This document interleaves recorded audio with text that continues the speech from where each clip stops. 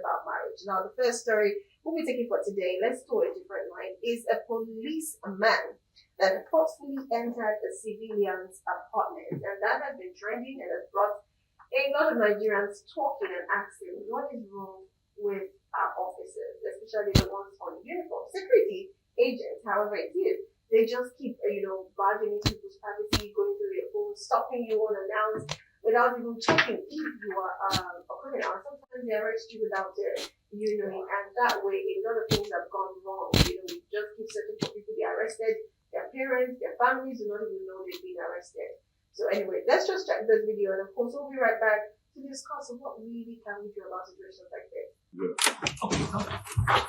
Okay, you're fighting us. Which one is fighting? Why don't you go beside without Satoran? Let me see your face. We are policemen. We are very much. Let me see your Satoran. You are a courtist. I'm not the courtist. This is our ID card. We are showing your ID card. Look at our ID card. Nobody's a courtist. For my quarters, I want to see your Satoran.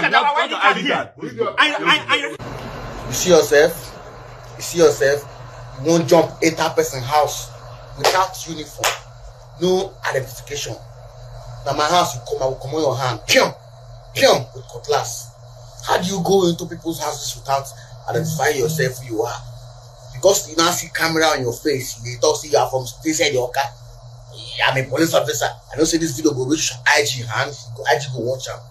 IG, now this man and his squad for car, stay inside your car, now then they destroy the image of the police. Remove them from the force.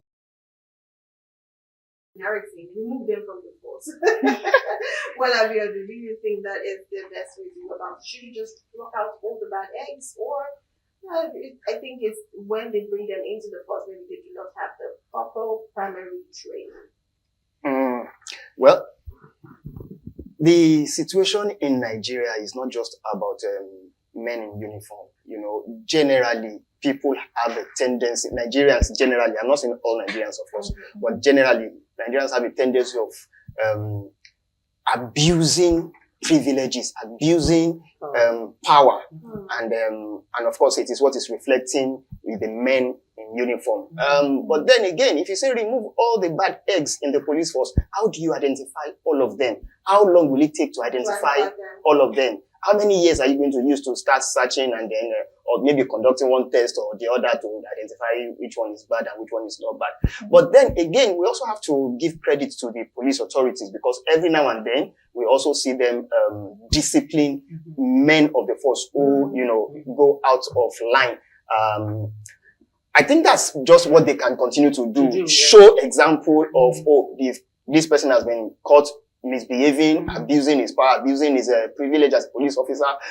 You punish the person, but sometimes I think just deranking or demoting them is not enough, because many times that is what you see. Okay, this person was caught abusing somebody or doing this and all of that, and then they bring camera and then they say, okay, you are demoted from this rank to another rank. I think the police authorities should go beyond just demoting officers. Sometimes dismiss them outrightly. Yes, I think that would be a better deterrent to others, rather than just, okay, you have been caught doing something bad and then, okay, we demote you. He's still in the force. At some point, he's still going to go out there. The offense that he committed that made you see that, this person actually committed, that may just be the 100th offense of the many offenses he has committed before that particular time. So I think the police authorities should do more than just, demoting them as a deterrent. Okay, now, Mr. Biodu, I want to take you up on that. We have seen some policemen that were dismissed from the police force and they turned to others. So do you think dismissing them is good enough, or demoting them and giving them proper training, sending them for training, to avoid them, making them turn into others? My people have a saying. I'll say it and then I will interpret. They say, "Efiniwa." That means human behavior is like smoke. Even if you cover it, the day you remove that cover, the thing will still come out. So if somebody, now that is not to say that people cannot change. That is not to say people can't change. But if somebody is inherently a wicked person and he has committed wickedness, and you punish the person by just demoting, and then you say, okay, send him for training.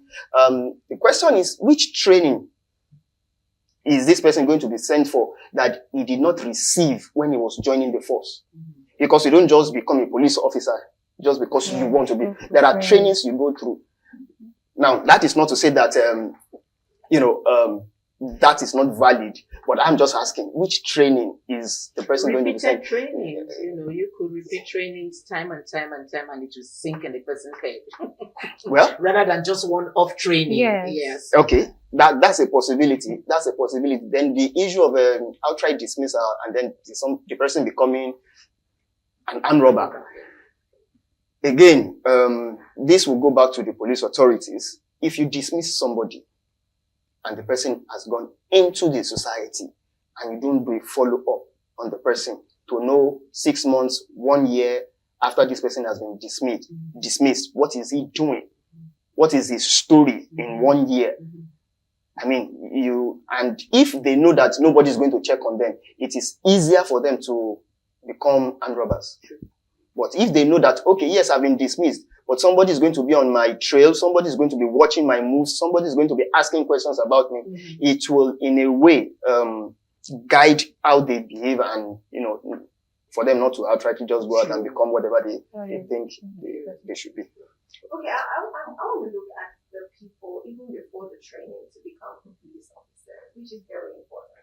Now, taking for example, a lot of people might really want to be in the police force, but I feel like there are some personalities that should not even be in the police force. Take for example, I think anger management is something that's very important, but I think someone who already has anger and probably went through management of the anger and got better should not even be in the police force. Because it needs maximum patience for you to be there. And if you have anger issues, you can be well disciplined because every small trigger, you're already up there. I'm not saying you don't get angry, you get angry. But being someone that anyhow you just get angry, you don't need such training. I think there should be a test for all these people.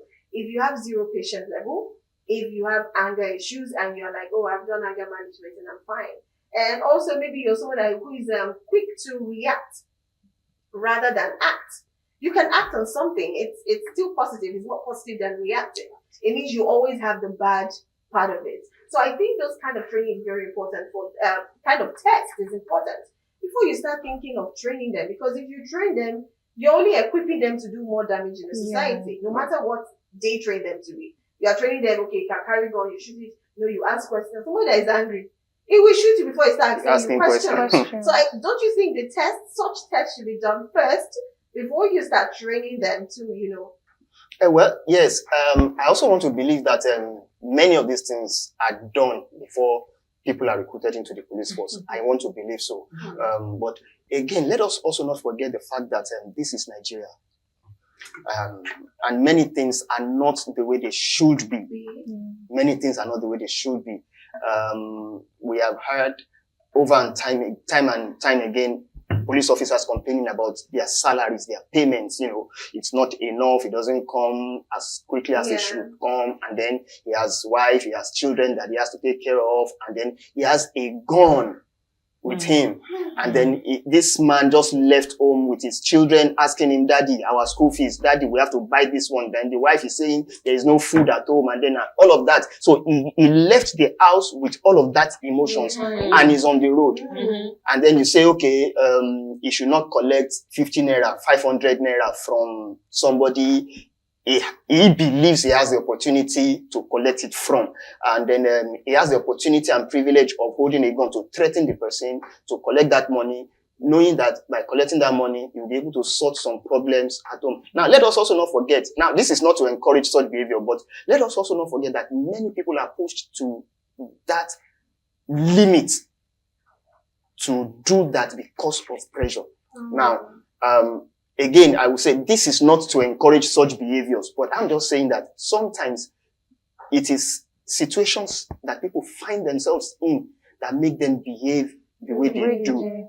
the way they do. So I'm saying that the police authorities should look at ways of encouraging the men of the force a lot more with their payments, their salaries, upgrades, their housing. For example, if you go to the barracks, it's appalling. Police barracks are worse. Police barracks are worse. So people live in such environments and you expect them to give their maximum at work. It doesn't add up. It doesn't add up. I think the police authorities should do more, about their remuneration. Okay. Yeah. All right.